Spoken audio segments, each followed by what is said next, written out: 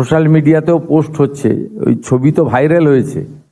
কিভাবে এত রাগ দেখাচ্ছেন, বাপরে বাপ! কংগ্রেসের চেয়ারপারসন কি রাগ তার, বন্দে মাতরম কেন পূর্ণাঙ্গ গাইছে? পারলে তো চাকরি কেড়ে নেয় এমন অবস্থা মল্লিকার্জুন খাড়গের। সবাই দেখেছে, এত রাগ, কি রাগ কেন?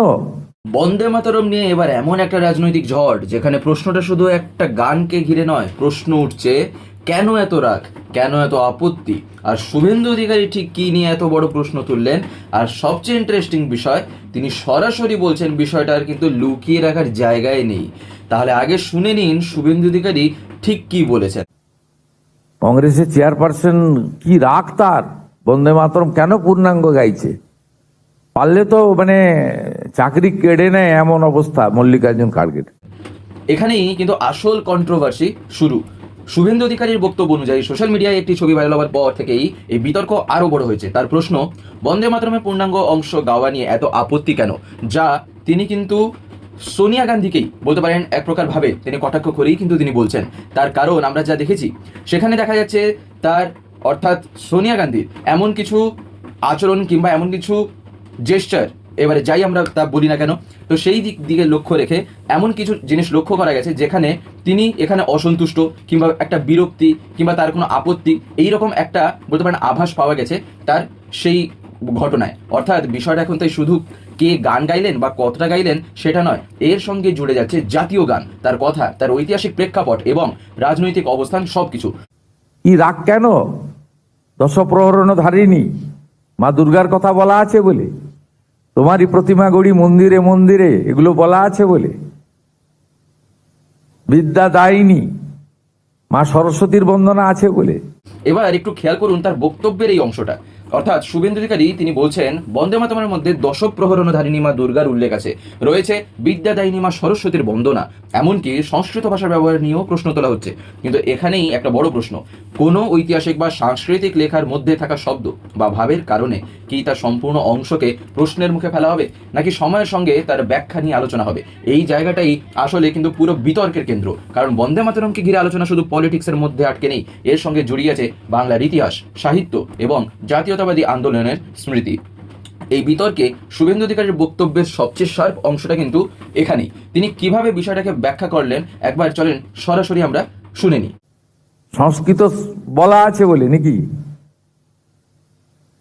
দেখছে সবাই, সবাই দেখছে, লুকানোর কিছু নেই, রিয়াকশন তো হবেই। এই বক্তব্যের পরেই বিষয়টা আরও পলিটিক্যাল হয়ে উঠছে, কারণ শুভেন্দু কার্যত বলছেন যে যে বিষয় প্রকাশ্যে এসেছে সেটাকে চাপা দিয়ে রাখার সুযোগ নেই। আর সোশ্যাল মিডিয়ার যুগে সত্যিই একটা ছবি, একটা বক্তব্য বা কয়েক সেকেন্ডের ভিডিও মুহূর্তের মধ্যে হাজার হাজার মানুষের কাছে কিন্তু পৌঁছে যাচ্ছে। ফলে কোনো পলিটিক্যাল স্টেটমেন্ট এখন শুধু সভামঞ্চে থাকে না, সেটা যায় ফেসবুকে, যায় ইউটিউবে, যায় এক্সে, হোয়াটসঅ্যাপে, সব জায়গায় তা প্রায় ছড়িয়ে পড়ে। আর সেখান থেকেই তৈরি হয় কিন্তু পাবলিক রিয়েকশন। কিন্তু শুধু শুভেন্দু অধিকারীর বক্তব্যের শেষ অংশটাই সবচেয়ে বেশি রাজনৈতিক প্রশ্ন কিন্তু তৈরি করেছে। তিনি কি দাবি করলেন চলেন একটু আমরা শুনি। ওনারা পরিবারের কথা মেনে নিয়ে ক্ষমা চেয়ে নেওয়া উচিত, বাড়তে না দেওয়া উচিত। এখানে একটা বিষয় পরিষ্কার করা দরকার, শুভেন্দু অধিকারীর বক্তব্য একদিকে যেমন বন্দে মাতরমের পূর্ণাঙ্গতা ও তার শব্দ চয়নকে কেন্দ্র করে, অন্যদিকে তেমনই তিনি এই বিতর্কে রাজনৈতিক প্রতিক্রিয়ার জায়গাতেও কিন্তু নিয়ে গেছেন। তাই আর সেখানেই প্রশ্নটা দর্শকদের জন্য, এটা কি শুধুই একটি গানকে তালে ঘিরে বিতর্ক শুরু হয়ে গেল, নাকি এর পিছনে রয়েছে আরও একটা বড় আইডিওলজিক্যাল কনফ্লিক্ট? কারণ একটা পক্ষ বলছে ঐতিহাসিক ও সাংস্কৃতিক বিষয়কে সম্মান করা উচিত, অন্যদিকে অন্য পক্ষ যদি কোনো নির্দিষ্ট অংশ নিয়ে আপত্তি তোলে তাহলে সেই আপত্তির কারণটাও প্রকাশ্যে কিন্তু ব্যাখ্যা করা দরকার। অর্থাৎ ডিবেট হোক, কিন্তু সেটা ফ্যাক্টসের ভিত্তিতে হোক। আর এই কারণেই বন্দে মাতরম নিয়ে এই রাজনৈতিক বিতর্ক এখন শুধু রাজনৈতিক মহলে নয়, সোশ্যাল মিডিয়াতেও ডিসকাশন তৈরি করছে। শেষে শুভেন্দু অধিকারীর বক্তব্যের সার কথা, বিষয়টা লুকিয়ে না রেখে প্রকাশ্যে আলোচনা করা এবং বিতর্ককে আরও বড় হওয়ার আগেই থামানোর চেষ্টা করা উচিত। কিন্তু প্রশ্ন থেকেই যাচ্ছে বন্দে মাতরমের কোন অংশ নিয়ে আসল আপত্তি, কেন এত রাজনৈতিক রিয়াকশন, আর এই বিতর্ক এখানেই থামবে নাকি সামনে আরও বড় আকার নেবে? আপনার মতামত আপনি অবশ্যই কমেন্টে জানাবেন। আর মোটমাট যদি আমরা দেখি বিষয়টা কোথা থেকে শুরু হলো বা কী কারণে এত কিছু ঝড় উঠে গেল, তার কারণ 15ই আগস্টে যা ঘটেছিল তা তো আর বলবার অপেক্ষা রাখেই না। তা সেই সোনিয়া গান্ধী তার আচরণেই, তার বলতে পারেন কিছু ভঙ্গিমা, এমন কিছু জেস্টার্স, এমন কিছু বলতে পারেন তার এক প্রকার রিয়াকশন, যখন সেই বন্দে মাতরম গানটি যখন সবার সামনে, যখন সেই জায়গায় দাঁড়িয়ে সবাই যখন গাইছিলেন, তখনই দেখা গেছে তার সেই মুহূর্তের সেই রিয়াকশন, যেটাকে ঘিরেই এত কিছু বলতে পারেন ঝড় উঠেছে।